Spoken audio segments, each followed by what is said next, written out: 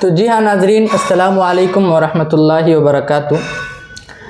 आज हमारा ये खुसूसी पेशकश, ये खुसूसी पॉडकास्ट एक ऐसी शख्सियत के साथ है जो डॉक्टर होने के साथ साथ अल्हम्दुलिल्लाह एक निडर और शानदार इंसान भी है।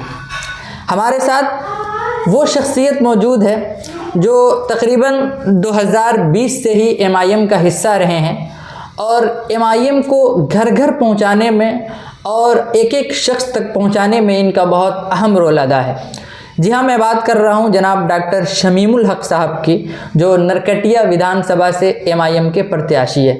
सबसे पहले डॉक्टर साहब बहुत बहुत शुक्रिया आपका यहाँ पर आने के लिए। आपका बहुत बहुत शुक्रिया, आपके सारे व्यूवर्स का तहे दिल से शुक्रिया।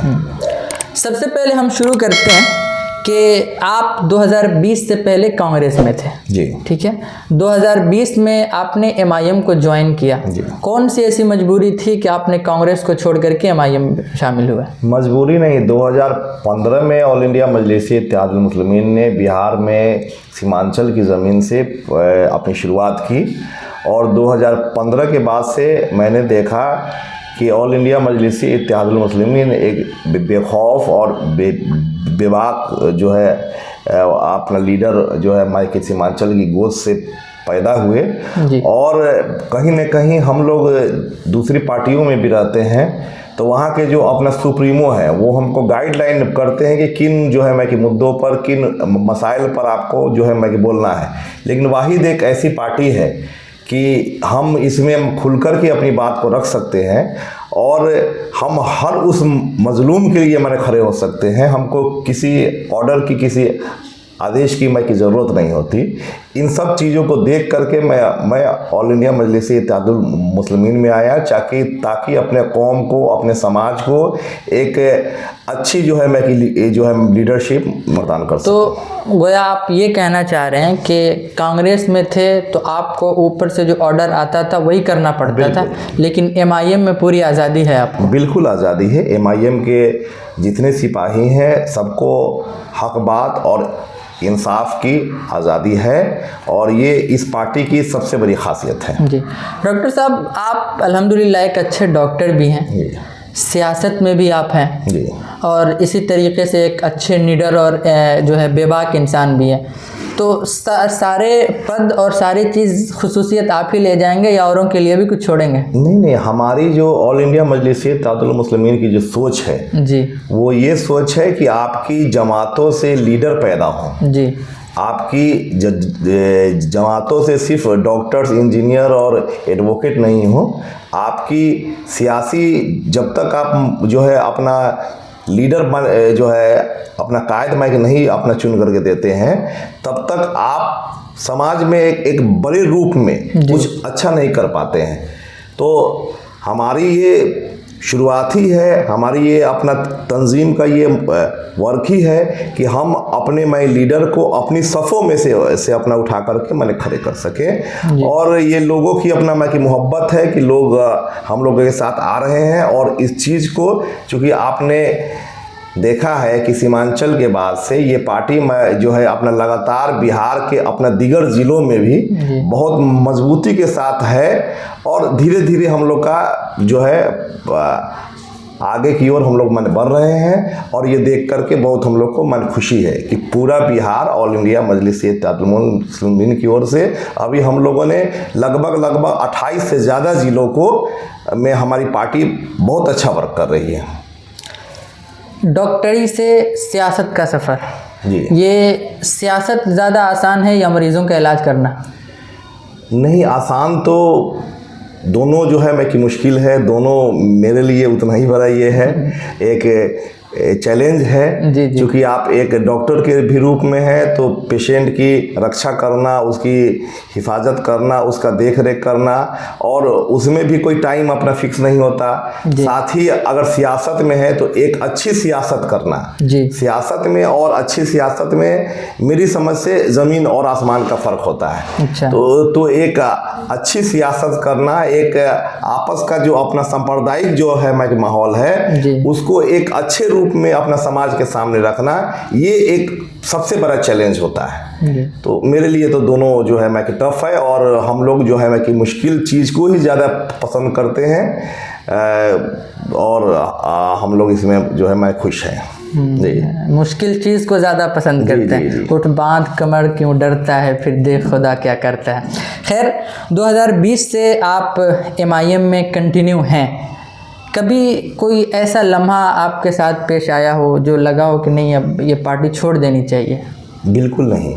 जब जब भी हम लोग मायूस होते हैं, हम लोग जो है अपना लोगों की ओर से जब हम लोग फील्ड में अपना जाते हैं, तो जब जब भी अपना लोग हमारे ऊपर मन B टीम और C टीम और ये D टीम का अपना तमगा अपना देते हैं, तो हम लोग उससे और ज़्यादा में जो है मैं कि मजबूत होते हैं। और ख़ासकर जब हम अपने रियासी सदर अख्तरुल ईमान साहब की ओर अपना देखते हैं, तो हम लोग देखते हैं कि जिस पार्टी के 4 MLA को राजद ने बाकायदा माने ख़रीद करके हमारी क़यादत को ख़त्म करने की माने कोशिश की, लेकिन वो अकेला इंसान माने खड़ा रहा, और हम लोगों ने बेशक उनका साथ दिया। और आज पूरे बिहार में आप ये चीज़ सबसे पहले देखेंगे कि पूरे बिहार में प्रत्याशियों की सबसे ज़्यादा लंबी लाइन MIM में है जी। और सबसे पहले हम लोगों की मन घोषणा भी हो रही है। तो ये हमारे लिए फ़ख्र की बात है कि जिस पार्टी को दीगर सारी पार्टियों ने, सारी तंजीमों ने मिल कर के ख़त्म करने की मैंने कोशिश की,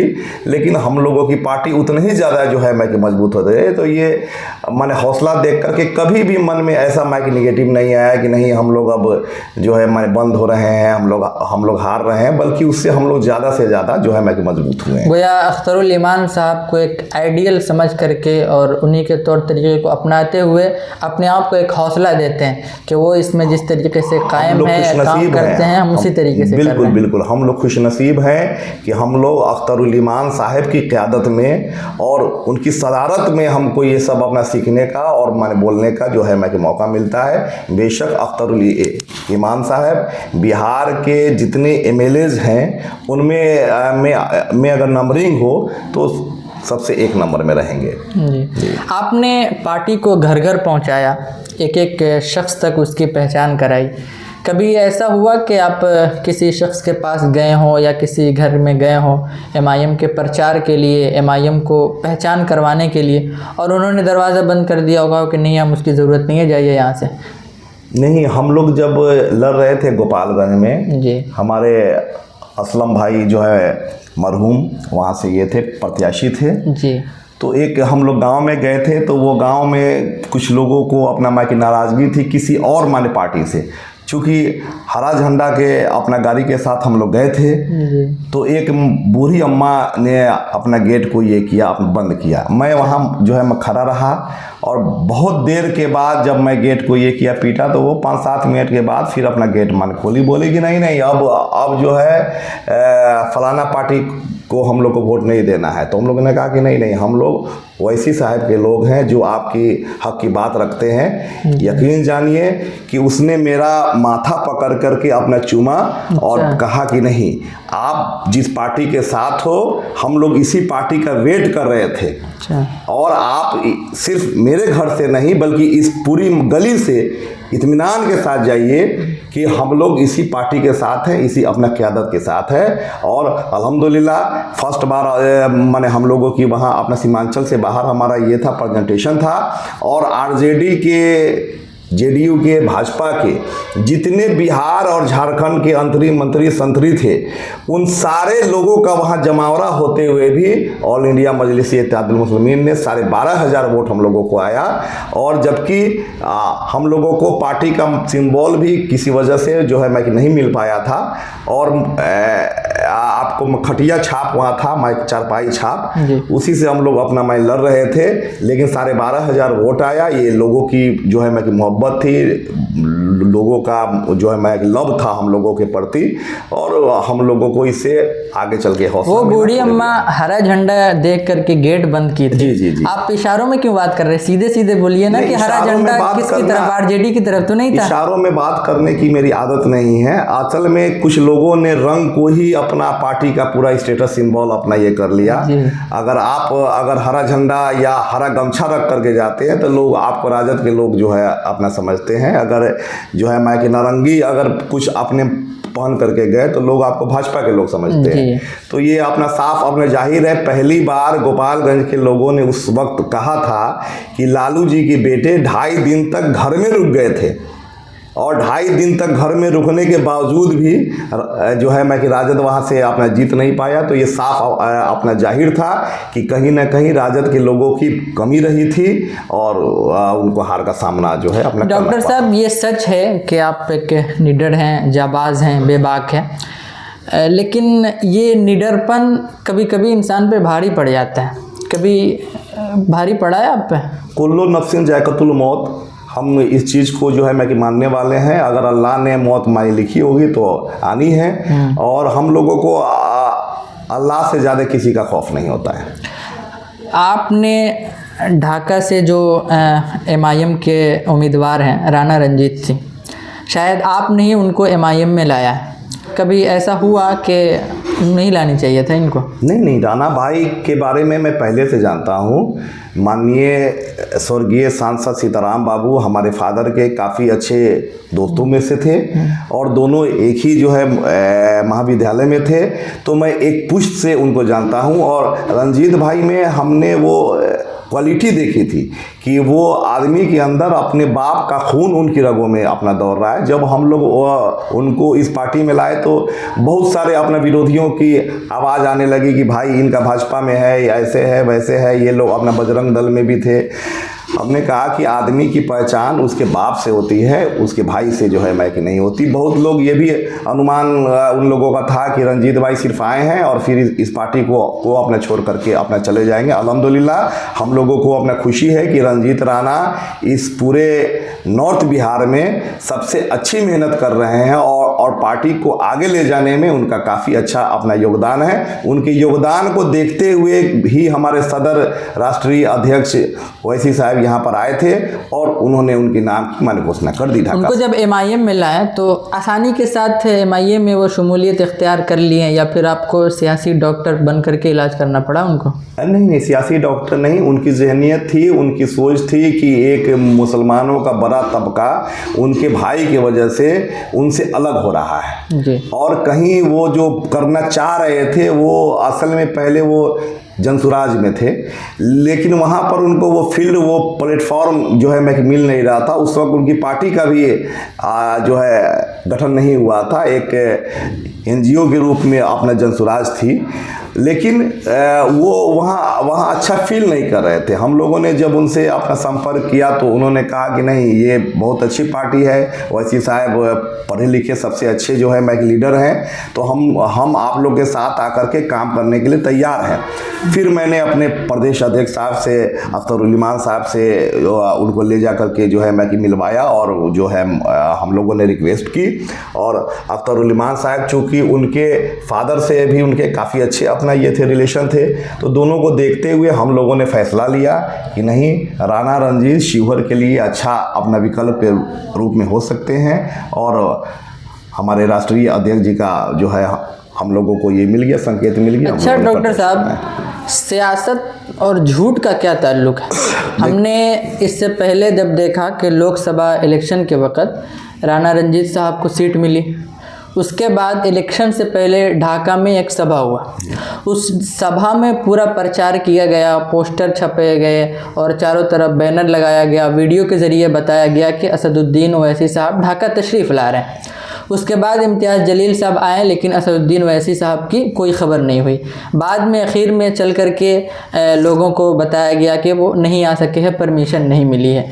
क्या लोगों को ये मतलब धोखा देना, झूठ बोलना, ये कहाँ से सही हो सकता है? जबकि असदुद्दीन ओवैसी साहब को अगर आना होता तो वो अपने फेसबुक पेज से या इंस्टाग्राम से कहीं से वो ख़बर दे देते, एक ट्वीट ही कर देते कि हम ढाका जाने वाले हैं, या फिर किसी पोस्टर के ज़रिए किसी बयान में ही कह देते। देखिए, ढाका जब उनको आना था तो उनके पेज से पोस्टर भी वायरल हुआ और एक वीडियो के ज़रिए भी वायरल हुई कि कल हम ढाका में जा रहे हैं। लेकिन उस वक्त अगर उनको आना होता तो वो ज़रूर लगाते। ये नहीं आना था उनको, फिर भी आप लोगों ने ये कहा कि वो आ रहे हैं, ये धोखा देना लोगों को कैसा है? नहीं, ये धोखा नहीं था। होता क्या है कि अभी चूंकि इलेक्शन का वक्त नहीं है, अभी उनको आने का परमिशन आसानी से है। और जब हम लोग अपने चुनाव लड़ते हैं तो उस वक्त भाग दौड़ होती है, गमा गमी की स्थिति होती है, कहीं होता है और कहीं नहीं होता है। एक ही दिन में उनका 2 जगह था।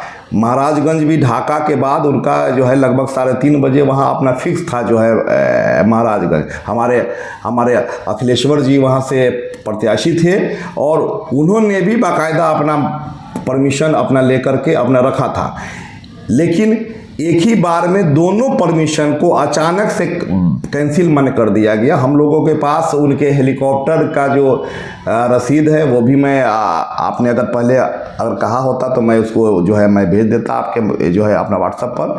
तो ये सब कुछ हमारा फ़ी हमारा जमा था, हमारा जो है यहाँ से ये था।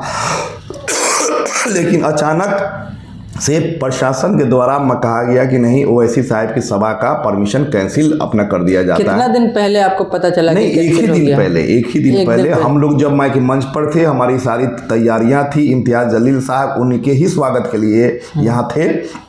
लेकिन अचानक से उनको मन घोषणा किया गया कि नहीं, अब उनका आना मन कैंसिल हो गया और वो अंतिम दिन था। तो आखिरी दिन पता चला कि ओवैसी साहब नहीं आ रहे।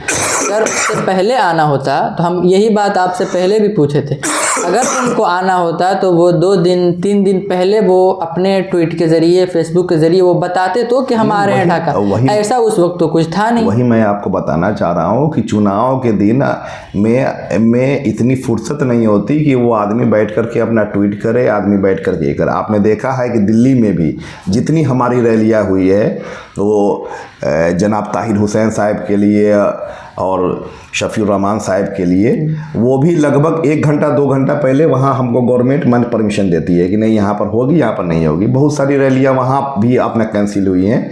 तो ये एक अपना ये जो है अपना रहता है कि प्रशासन हमको अल्टीमेटम देती है। वो देखती है कि ओवैसी साहब चूँकि इंडिया के एक अपना ब्रांड जो है मैक लीडरों में है, तो भीड़ कहाँ तक हो पाएगी, कैसे उनसे अपना कंट्रोल हो पाएगा, ये प्रशासन का आपसी ये रहता है कि वो हमको अपना परमिशन दे या नहीं दे। हम लोग काफ़ी अपना उत्साहित थे और पूरी हमारी अपना ये थी, अपना तैयारी थी। अंतिम दिन उनको लाने का हम लोगों का ही अपना प्लान था। अगर हम लोगों ने पहले से अगर ये जो है अपना कोशिश रहती तो शायद उसी वक्त आ जाते। उसी चीज़ की भरपाई के लिए इस बार वो आए हैं। इस बार भी राणा रणजीत सिंह साहब ने ये सुबह से 2 दिन 3 दिन पहले से वो वीडियो के ज़रिए बताते रहे कि ओवैसी साहब अर्ली मॉर्निंग का नाम दिया गया कि 9 बजे तक बिल्कुल आ जाएंगे, 10 बजे से शुरू हो जाएगा प्रोग्राम। लेकिन लोग बिल्कुल धूप में मर करके पूरे पसीने के साथ ये खड़े रहे, 1 बजे वो आए। ये भी तो बिल्कुल, ये तो लोगों की मोहब्बत है। देखिए, बड़े लीडर जब कहीं आते हैं, पहली बार चंपारण की सरजमी पर बैरिस्टर असदुद्दीन ओवैसी साहब आए थे। आप पूरे रोड का वीडियो देखिएगा कि जब उनकी मेहसी से एंट्री होती है और जो है मैं कि मधुबन आते हैं, मधुबन से फिर अपने काफिले के साथ जब ढाका की ओर आते हैं, तो कई सारे लोग जो ढाका नहीं आ पाते हैं वो लोग उनकी अपना जगह जगह पर अपना वो लोग अपना खड़े रहते हैं। लोगों से मैं मिलने में, लोगों का के अभिवादन को जो है मैं लेने में समय थोड़ा सा अपना लगता है। और ये कहीं से मैं कि अपना झूठ नहीं, हाँ ये है कि लोगों को काफ़ी गर्मी और काफ़ी शिद्दत, मुझे लगा कि ये ढाका की पहली ऐसी रैली है कि लोग इतनी गर्मी के बावजूद भी, मैंने देखा कि उस भीड़ में एक प्रेग्नेंट जो है मैं कि महिला भी थी जो लग रहा था कि अब जो है माने उनका समय काफ़ी अपना नज़दीक है। तो मैंने उनके हस्बैंड को जो है अपना खबर किया कि आप इनको घर भेज दीजिए, गर्मी है, धूप है। लेकिन वो जाने के लिए तैयार नहीं थे कि नहीं, अपने सदर को मैं देखूंगी। और इस तरह की भीड़ होती है, इस तरह से लोगों का अपना जमावड़ा होता है। सबसे ज़्यादा खुशी की बात होती है कि हम लोग कहीं से भाड़े के लोगों को जो है अपना लाते नहीं है। लोग अपना पैसा खर्च करके, अपना समय दे करके, लोगों की ये मोहब्बत थी कि उतनी धूप में भी लोग बैठ करके इंतज़ार कर रहे थे। राणा रणजीत सिंह साहब को असदुद्दीन ओवैसी साहब ने यहीं से ऐलान कर दिया कि इनको ढाका से हम उम्मीदवार बना रहे हैं। ये फैसला आपको कैसा लगा? बहुत अच्छा। क्या वो इस वक्त इतना जल्दी ऐलान करना चाहिए था? एकदम हमारी पार्टी को न टिकट बेचना है और न हम लोग टिकट खरीदते हैं, तो इसलिए ये फैसला उनका, हमारे राष्ट्रीय अध्यक्ष का फैसला है, हमारे सराखों पर है। वो ढाका में तकरीबन 40% मुसलमान हैं। ढाका ये विधानसभा में तकरीबन 40% मुसलमान हैं। क्या नहीं लगता कि एक हिंदू उम्मीदवार को खड़ा कर दिया जिसकी वजह से वोट कटेंगे, बीजेपी को फ़ायदा होगा?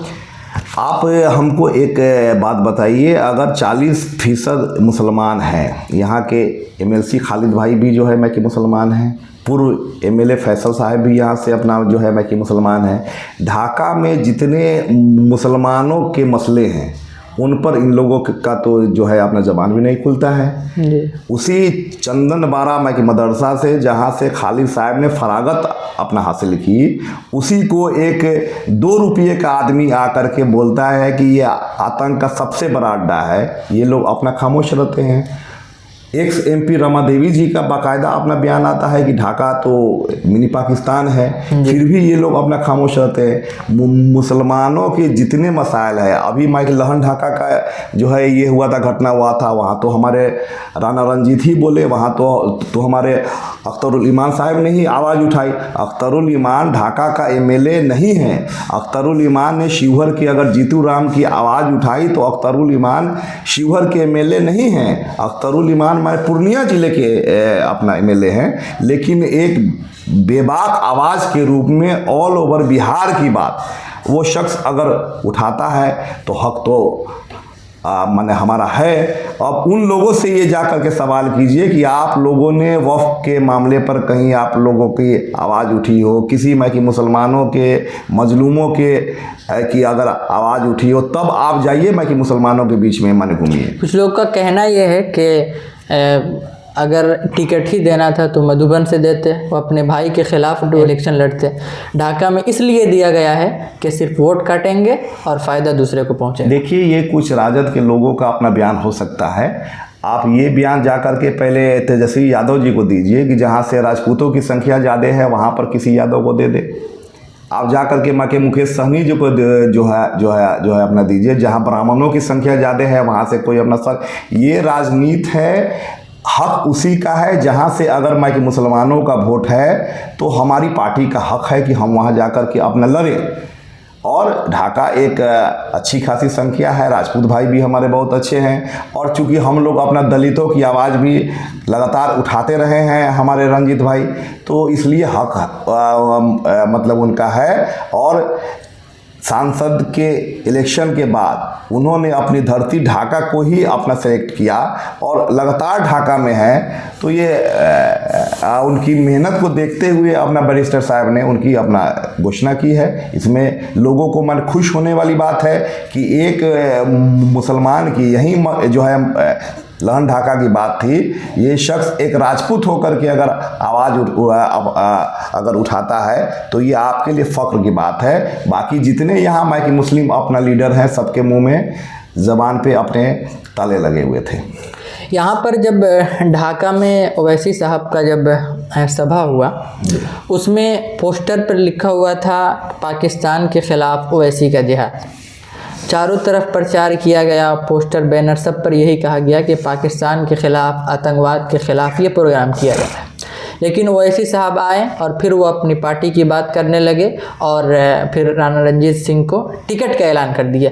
ये आप सब लोगों ने मिल करके जो लोगों का उल्लू बनाया, ये दुरुस्त लगता है आपको? पूरे हिंदुस्तान के जितने भी राष्ट्रीय चैनल थे, छोटे बड़े जो भी हमारे पत्रकार बंधु थे, सबके वाल पे ढाका की ही तस्वीर थी और पाकिस्तान में कि मुर्दाबाद, हिंदुस्तान जिंदाबाद का नारा ढाका की ही सरजमी से उन्होंने दिया।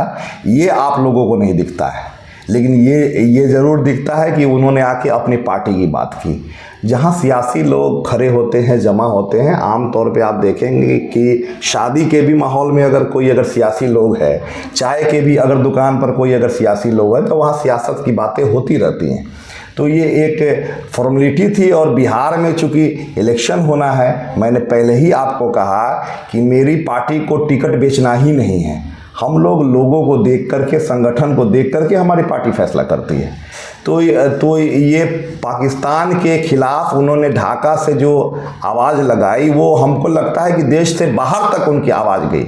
अभी आप जितना भी फेसबुक, यूट्यूब और ट्विटर पर जो है देखेंगे तो ढाका में उन्होंने जो पगड़ी बांधी थी, उन्हीं का फ़ोटो वायरल हो रहा है। तो ये भी आपको देखना चाहिए। सियासत की बात उनकी तो 2 लाइन की बात थी, हाँ, कि भाई राणा रंजीत भाई चूँकि यहाँ से अपना प्रत्याशी रहे थे शिवहर अपना लोकसभा से, वो और हम लोग हार गए, तो उस हार की मन पूर्ति के लिए एक मुसलमान के मुंह से अगर एक राजपूत प्रत्याशी की घोषणा हो गई, लोगों में इस बात की ज़्यादा बेचैनी है।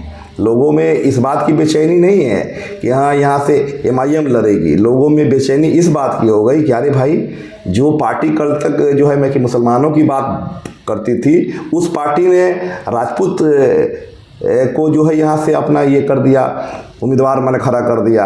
तो ये लोगों की बेचैनी है और ये अपना होना ज़रूरी भी है। कभी कहीं किसी सभा में, किसी मीटिंग में कभी कोई ऐसा लगा हो, वैसे साहब को लेकर के कोई एक शख्स खड़ा हुआ हो, उसकी दीवानगी को देख करके आपको हैरत हुई हो, ताज्जुब हुआ कि यार इतनी भी दीवानगी हो सकती है किसी शख्स के लिए? एक शख्स नहीं, कई सारे ऐसे शख्स हैं। कोई यादगार एक?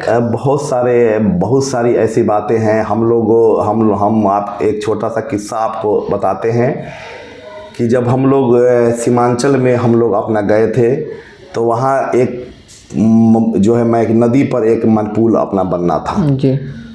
तो कुछ नाव वहाँ के लोग लेकर के लगाए हुए थे। हमारे सदर साहब ने, अख्तरुल साहब ने राष्ट्रीय अध्यक्ष जी से कहा कि आप इस नाव पर बैठ जाएं, क्योंकि थोड़ी सी यहाँ तक अपना पानी होगा, माने कमर तक। तो वो बोले कि नहीं, लोगों की तकलीफ़ों को मैं यहाँ देखने आया हूँ, किस तकलीफ़ से लोग आते जाते हैं। तो वो ऐसे ही मैंने घुस गए, एक हाथ में अपना जूता उठाया और एक हाथ में अपना ये पैंट, और ऐसे ही घुस गए। तो पानी में जब माने घुसे, हम लोग भी उनके पीछे पीछे थे। एक हमारे ही कोई अपना जो है अपने लोग थे, उस शख्स ने देखा कि ओवैसी साहब ने अपना जूता अपने हाथ में उठाया है, तो वो लेने के लिए आगे बढ़ा, उन्होंने रोक दिया। और ये शब्द उनके मुझे आज तक याद हैं कि उन्होंने कहा कि इस जूते उठाने की गुलामी से ही मैं तुम्हें आज़ाद कराने आया हूँ, ये नहीं करो, मेरा जूता मैं ही उठाऊंगा। तो ऐसे जो है अपना नेक लोगों का, ऐसे हमारे सदर का एक दो नहीं, कई सारे दीवाने ऐसे हैं जो उनके एक इशारे पर अपने खून का मन कतरा जो है अपना तैयार है। तो आपको नहीं लगता कि लोग बस दीवानगी तक ही महदूद रहते हैं? अक्सर ख़ास तौर पर जो नौजवान तबका होता है, वो साथ में आते हैं, अपनी दीवानगी को दिखाते हैं, और जब वोट का टाइम आता है तो उनका खुद जहन बदल जाता है और वोट नहीं देते हैं। देखिए, इसका क्या हल है, क्या इलाज है इसका? देखिए, नौजवानों का जहन तो नहीं बदला जो है अपना जा सकता। आने वाली माया की नस्लों से हमको काफ़ी उम्मीदें हैं। और वोट की जहाँ तक बात होती है, तो ये कुछ लोग जो है प्रचारित करते हैं। जैसे आपने एक मशहूर फिल्म देखी होगी शोले, उसमें कहता है कि सो जा बच्चे, नहीं तो गब्बर आ जाएगा। तो यहाँ गब्बर के रूप में लोग भाजपा को दिखाते हैं। अच्छा। और ये अपना समझते हैं कि तुम जो है माइक सो जाओ और वोट अपना नाम निहाद अपना सेकुलर लोगों को करो। तो कुछ हमारे बुजुर्ग, चूँकि हम लोग 70 साल से एक ही पार्टी के पीछे, एक ही अपना नाम निहाद अपना सेकुलर अपना लोग, अब लोग जो है आपको अगर दावते इफ्तार पर जो है अपना दावत दे और जो है अपना लोग ये समझें। आपने अभी देखा है कि वक्फ के मामले पर जिस शख्स ने न हमारे साथ अफ्तार किया, चंद बाबू जी की मैं जो है मैं एक बात मैंने कर रहा हूँ, बल्कि हमारी माई नमाजों की सफ़ों में भी वो शख्स अपना करा रहा, वो भी जाकर के वक्फ के अपना खिलाफ में अपना वोट जो है अपना करता है, वक्फ बिल के अपना समर्थन में। तो ऐसे नाम निहाद लोगों के पीछे कुछ हमारे बुज़ुर्ग ज़रूर हैं, और उन बुज़ुर्ग लोगों के ही प्रेशर में कुछ हमारे नौजवान भी वक्त आने पर भटक जाते हैं। लेकिन अब जो है लोग इस चीज़ को अपना समझ गए हैं। अब सोशल मीडिया का अपना ज़माना है। पहले लोग अखबार से उन लोगों को अपना न्यूज़ अपना मिलता था, रेडियो से मिलता था। अब हर हाथ में एक मन फ़ोन है, और सोशल मीडिया लोगों के लिए एक अच्छा जरिया भी है नॉलेज का।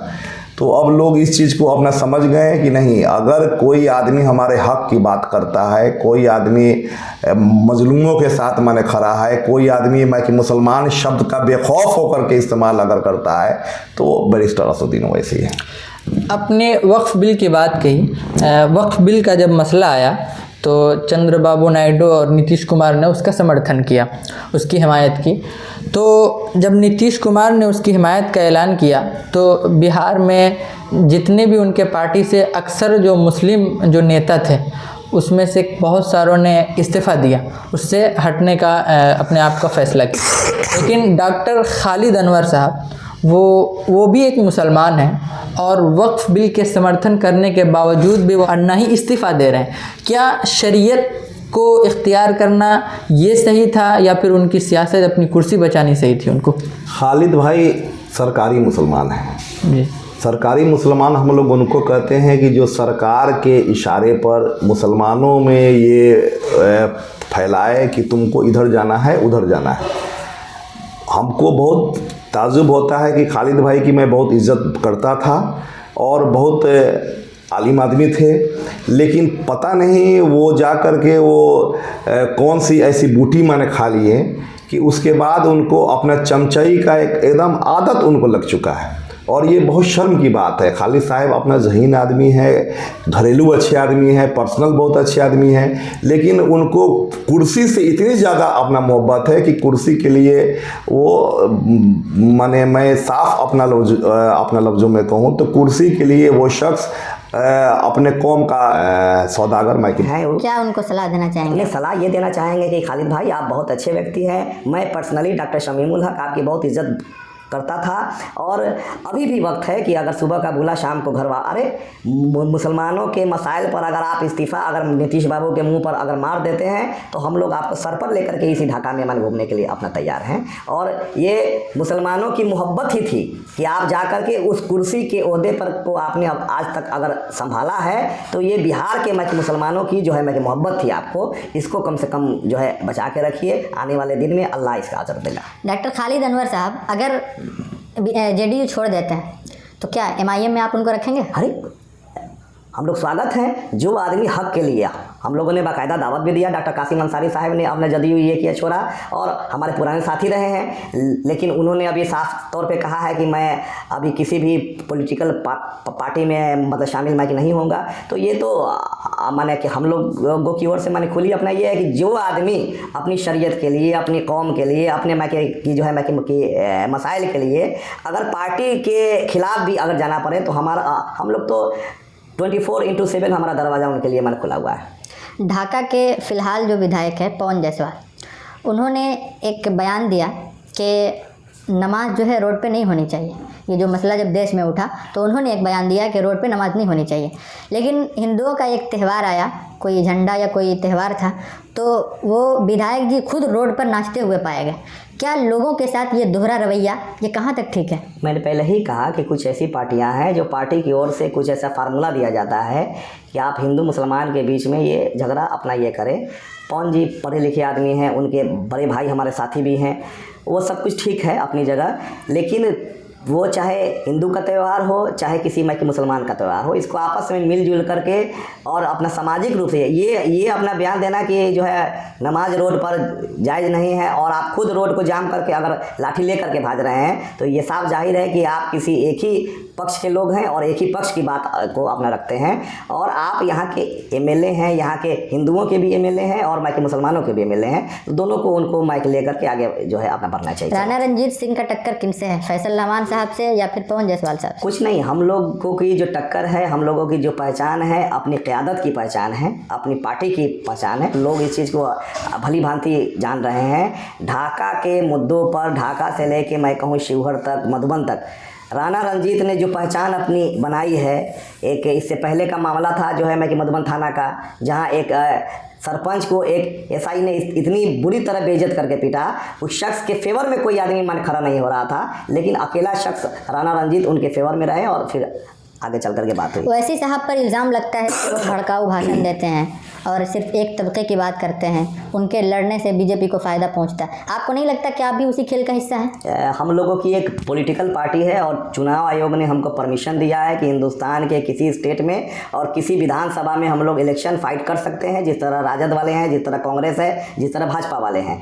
तो इसमें फिर आपको हैरत होने की बात क्या है, हमारे पार्टी का रजिस्ट्रेशन कहीं सब्जी का और राशन कमाई की दुकान जो है अपना खोलने के लिए तो नहीं हुआ। हम लोग बिहार के उन सभी ज़िलों में और उन सभी विधानसभाओं में जहां हमारी पार्टी का संगठन मजबूत है, हम लोग आगे अपनी बात रखेंगे प्रदेश अध्यक्ष जी को, और वहां से हम लोग अपनी चुनावी तैयारी कर रहे हैं। और इस बार आप देखेंगे कि जो हमारे रियासी सदर का अपना बयान था कि हम 4 के बदले 24 लाएंगे, 24 का मतलब 24 ही लाएंगे इंशाल्लाह। अब डॉक्टर साहब आपके ऊपर आते हैं। आपके वहाँ नरकटिया विधानसभा से आपकी टिकट का ऐलान हो चुका है? प्रदेश अध्यक्ष साहब की ओर से हमको हरी झंडी अपना मैके मिल चुकी है, फील्ड में हम लोग हैं। और लोग जानते भी हैं कि हम लोग कोई प्रवासी पक्षी नहीं है कि अभी आए हैं। हम लोग पिछले 5 सालों से 5.5 सालों से लगातार उस क्षेत्र में हैं और लगातार उस क्षेत्र में हम लोग अपना जो है घूम रहे हैं। तो हम लोग मैके मजबूती के साथ मैके नरकटिया और यहाँ ढाका, ये 2 सीट पर हम लोग पूरी मैके मजबूती के साथ आएंगे। बल्कि चंपारण के कई और सीटों पर हमारी तैयारी है, जहाँ रक्सौल है, वहाँ सुगौली है और आपको चिरैया है। तो कई सीटों पर हमारी तैयारी है और वहाँ हम लोग महिला। आप भी डॉक्टर हैं, आपका नाम भी शमीम है। वहाँ के जो विधायक है आपके नरकटिया से, वो भी डॉक्टर है, उनका भी नाम शमीम है। नाम की सिमिलैरिटी और एक हुनर और फन की सिमिलैरिटी क्या वोट की बराबरी कर पाएगी? वोट की बराबरी नहीं, नरकटिया के मुद्दों पर नरकटिया के लोगों को देखना है कि कौन उनके मुद्दों को बेखौफ होकर के सरकार के सामने रखता है और कौन आदमी सिर्फ आपके शादियों में दावत खा के और रील बना करके मैं कि अपना वापस आ जाता है। आप लोगों ने देखा है कि नरकटिया के जितने भी मसाइल हैं उन पर ऑल इंडिया मजलिस-ए-इत्तेहादुल मुस्लिमीन हम लोग वहाँ गए हैं और हम लोगों की आवाज़ पर कई सारे काम को सरकार को करना मजबूरी है। छौरादानों का मेन रोड था, वहाँ सालों भर अपना पानी का ये था, अपना जमाव था। हम लोगों की आवाज़ पर सरकार उसको अपना सुनी है। बहुत सारे ऐसे मैके मुद्दे हैं। अभी जटवा का नासिर जो है ये है 1220 का माने पुल है, लगातार 2.5 सालों से हम लोग उसके लिए अपना लगे हैं और ये सरकार की मैके मजबूरी है कि उसको अपने जो है लिस्ट में अपना शामिल करना। तो ये वहाँ के कि आवाम फैसला करेगी कि कौन आदमी साइबेरियन बर्ड के तरह 2 महीना में आता है और फिर अपना उड़ जाता है और कौन आदमी आपके साथ माने खड़ा रहता है। डॉक्टर शमीम साहब तकरीबन 2 या 3 बार से वहाँ पे विधायक हैं। वो उनका एक वहाँ पे सिक्का जमा हुआ है, एक मजबूती के साथ है वहाँ पे। उनको टक्कर देना एक चैलेंजिंग है आपके लिए? टक्कर की बात ही नहीं है, टक्कर की बात ही नहीं। ये कोई सरकारी नौकरी नहीं कि 60 साल आप ही रहिएगा। ये जनता के द्वारा चुने गए प्रतिनिधि का वर्क है और वो जो है अब बड़े भाई हैं, उनको सोशल रिटायरमेंट अपना जो है मैके ले लेना चाहिए। नौजवानों को और ख़ास करके एक बेखौफ पार्टी वाले को सपोर्ट करना। डॉक्टर शमीम साहब से भी जाकर के मन पूछिए कि दिल पे हाथ रख करके मैके जो है मैके बोलिए कि आपके मैके मसलों पर आपके लालू यादव जी ज़्यादा बोलते हैं या बैरिस्टर असदुद्दीन ओवैसी साहब ज़्यादा बोलते हैं, तो वो भी आपको सही अपना जवाब दे देंगे। चलिए ये बताइए कि उनका 5 से 10 साल का अरसा गुजर गया उनका विधायक में। बेशक 2-4 ऐसे काम बताइए जो, चूँकि अब ये जो है साल भी पूरा होने वाला है, अब फिर से नया इलेक्शन होने वाला है। 2-4 काम ऐसे बड़े बड़े हों जिसको हो जाना चाहिए था लेकिन अब तक नहीं हुआ नरकटिया में। उन्होंने वादा किया था कि छौरादानों में डैम का निर्माण मैं अपने ही रीजन में मैं कराऊँगा, वहाँ नहीं है। खेल का कोई बड़ा स्टेडियम नहीं है, अस्पतालों की अच्छी व्यवस्था नहीं है, महिला डॉक्टर नहीं है, वहाँ बच्चियों के लिए डिग्री महाविद्यालय नहीं है। और मैं क्या बताऊँ कि 1 2 4 नहीं, सारा बदन है जख्मी, दर्द खुद परेशान है कहाँ से उठूँ। तो ये ऐसे मसाइल हैं। वहाँ से हमारे मज़दूरों का जो पलायन होता है, पिछले साल मैं दिल्ली गया था अपने लोगों से जो है मैं मिलने के लिए, तो मैंने देखा कि एक 10 बाई 15 के रूम में 25-25 आदमी वहीं काम करते हैं और वहीं सो जाते हैं, यानी एक जानवर के जैसी ज़िंदगी जी रहे हैं। तो ये कहीं ना कहीं जनप्रतिनिधियों का अपना मैंने जो है ये है अवहेलना है कि यहाँ के मज़दूरों के बारे में, यहाँ के छात्रों के बारे में, यहाँ की बच्चियों के बारे में वो लोग अपना नहीं सोचते हैं। वो लोग ये सोचते हैं कि पार्टी के नाम पर और जात के नाम पर हमको वोट जो है अपना करना रहेंगे लोग। लेकिन अब लोग इस चीज़ को धीरे धीरे अपना समझ चुके हैं। चंपारण के 12 विधानसभा में अगर आप वहाँ जाएंगे, वहाँ का सर्वे देखेंगे तो सबसे ख़राब स्थिति नरकटिया विधानसभा की है। वहाँ वर्क 0 ग्राउंड पर है। वहाँ सिर्फ लोग इस वजह से अपना उनको वोट करते रहे कि अभी भी हम लोग फील्ड में जाते हैं तो लोग कहते थे कि जो हमारे मुसलमान भाई हैं, जो और भी अपना सेकुलर जो है अपना लोग हैं, वो कहते थे कि सर हम लोग के पास ऑप्शन ही नहीं था कि हम लोग जाएँ तो कहाँ जाएँ। तो अब जाकर के ऑप्शन मैंने मिला है। और ये ऑल इंडिया मजलिस इत्तेहादुल मुस्लिमीन की देन है कि जितने भी प्रत्याशी अभी उतर रहे हैं वो इस खौफ से उतर रहे हैं कि नहीं अब तो हमको भाई उतरना पड़ेगा। MIM वाले का अपना दौरा अपना जो है ये है शुरू है, तो अभी देखते रहिए आगे आगे क्या होता है। मान लिया आप वहाँ से चुनाव जीत गए जी। सबसे पहला कदम क्या होगा आपका? मैंने बार बार कहा है कि सबसे पहला कदम होगा अपने इलाके में फैक्ट्री स्थापित करना। दूसरा मेरा कदम होगा वैसी स्कूल का एक ब्रांच लाना। और उसके बाद अपना, चूँकि मैं पेशे से अपना डॉक्टर हूँ, तो हेल्थ के सेक्टर में जितना बड़ा काम हमसे हो सकेगा वो मैं वहाँ मैंने अपना कर पाऊँगा। चूँकि हम वहाँ जाते हैं, आप वहाँ जाइएगा, छौरा दानो नेपाल से अपना सटा हुआ मैंने बॉर्डर है, और किसी तरह का इमरजेंसी में वहाँ डॉक्टर आपको नहीं रख सकता है। 25 किलोमीटर की वहाँ से अपना मैं शहर की अपना दूरी है, आते आते पेशेंट के रास्ते में ही जो है अपना मौत हो जाती है। तो वहाँ पर कोई अपना संसाधन नहीं है। छौरा दानो प्रखंड जो है उसमें पीने के लिए एक पानी तक का अपना ये नहीं है। तो इस तरह से लोग वहाँ अपना जी रहे हैं। और चूँकि इन लोगों को लग रहा था कि हम शायद अश्वमेध यज्ञ के अपना घोड़ा है, कोई हमको बांधेगा नहीं, तो चंपारण की धरती में ही अश्वमेध यज्ञ का घोड़ा को अपना बांधा था। और आगे की फिर कहानी फिर लिखी जाएगी इंशाल्लाह। ये RJD और कांग्रेस और भी कुछ छोटी छोटी पार्टियां हैं, वो सब मिल करके बिहार इलेक्शन चुनाव लड़ती है। आपको कई साल से मजलिस इत्तेहादुल मुस्लिमीन की तरफ से ये पेशकश की गई कि हमें भी उसके अंदर शामिल किया जाए, साथ मिल करके लड़ेंगे।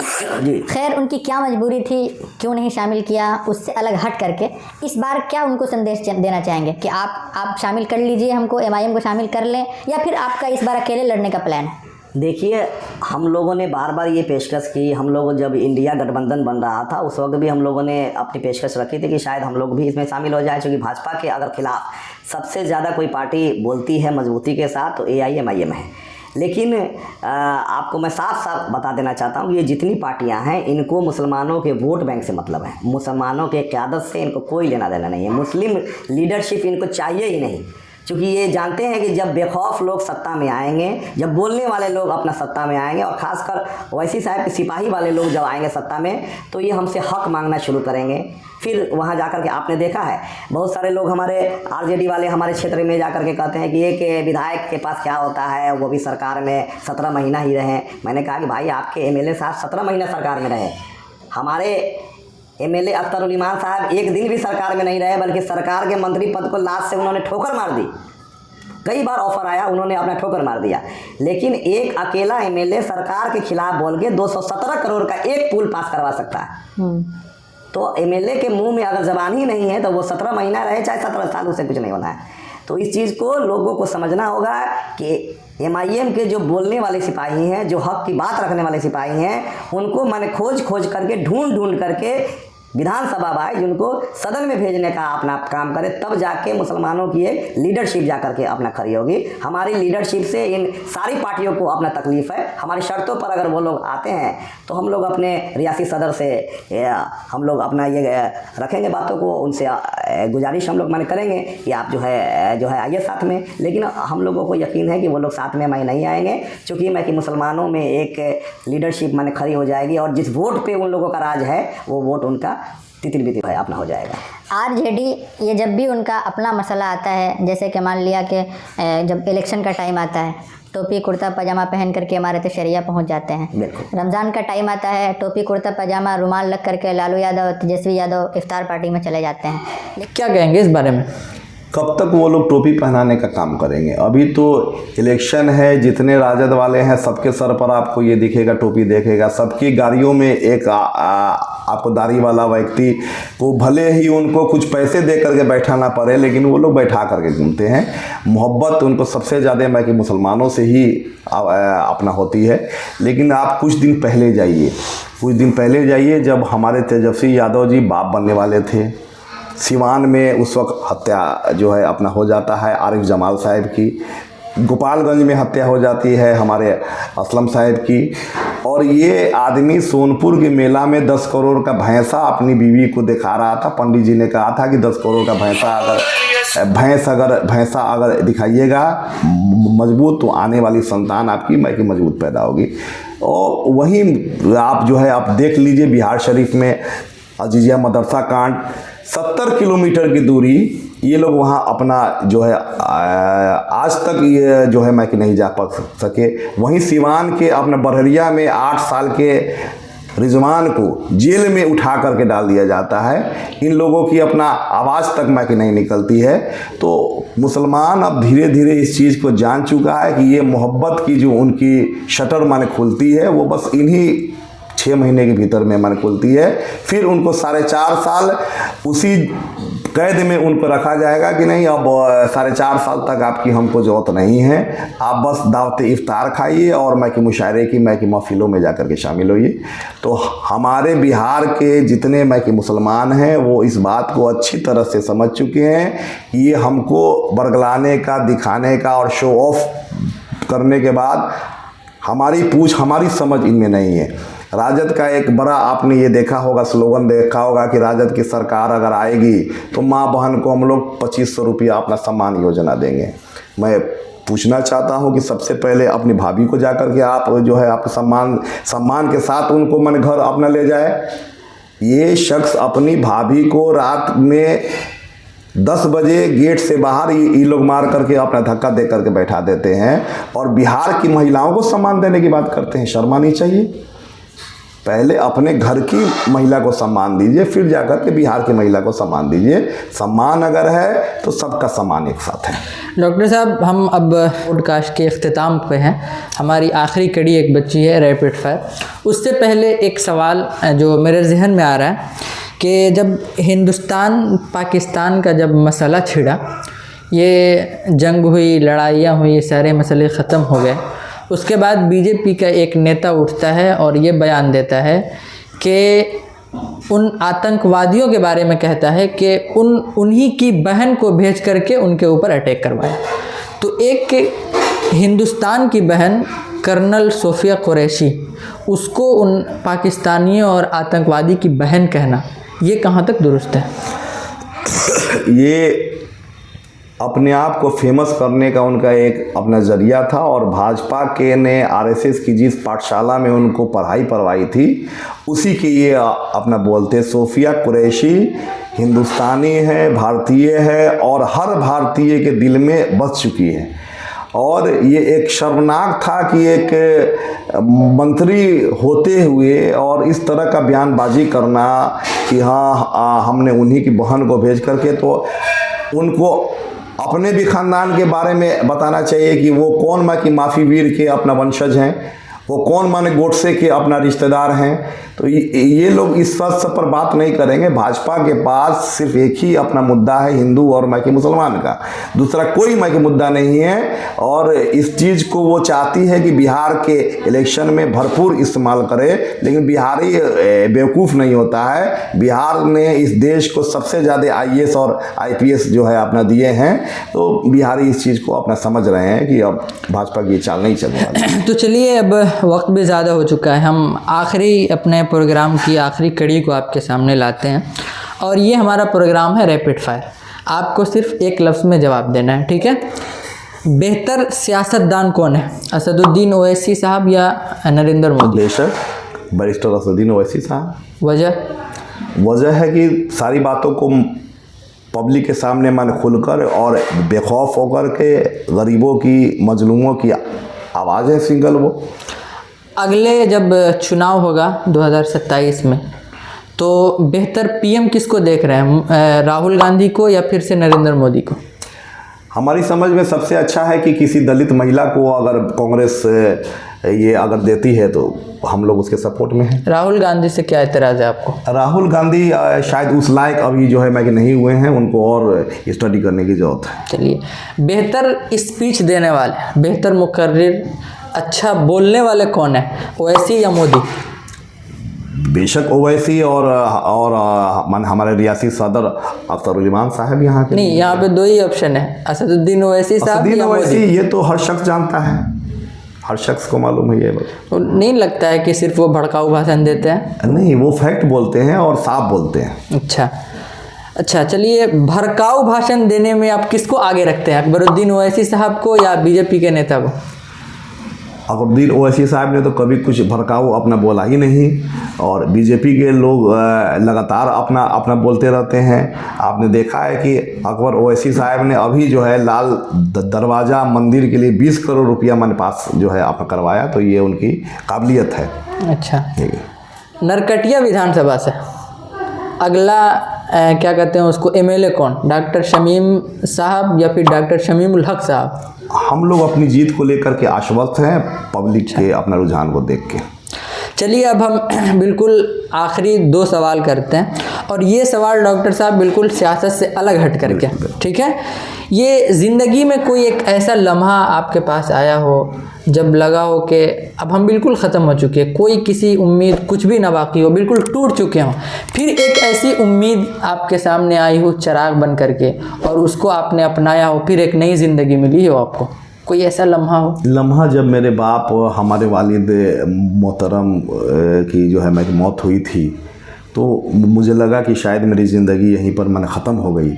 लेकिन फिर जब मैं आया और अपनी माँ का चेहरा देखा, तो मैं फिर वहीं से अपनी ज़िंदगी को शुरू कर लिया। अल्हम्दुलिल्लाह आज मैं जहाँ हूँ बहुत कामयाब हूँ और बहुत अच्छे से हूँ। आखिरी 2-3 जुमले में देश को क्या पैगाम देना चाहेंगे आप? देश को ये पैगाम देना चाहेंगे कि देश जुमलेबाजी से बचे, देश जो है अपना सांप्रदायिक माहौल को बिगाड़ने वाले लोगों से अपना दूरी रखे, और ये देश एक खूबसूरत बगीचे के समान है, इसकी खूबसूरती ऐसे ही बरकरार होनी चाहिए। चलिए डॉक्टर साहब बहुत बहुत शुक्रिया।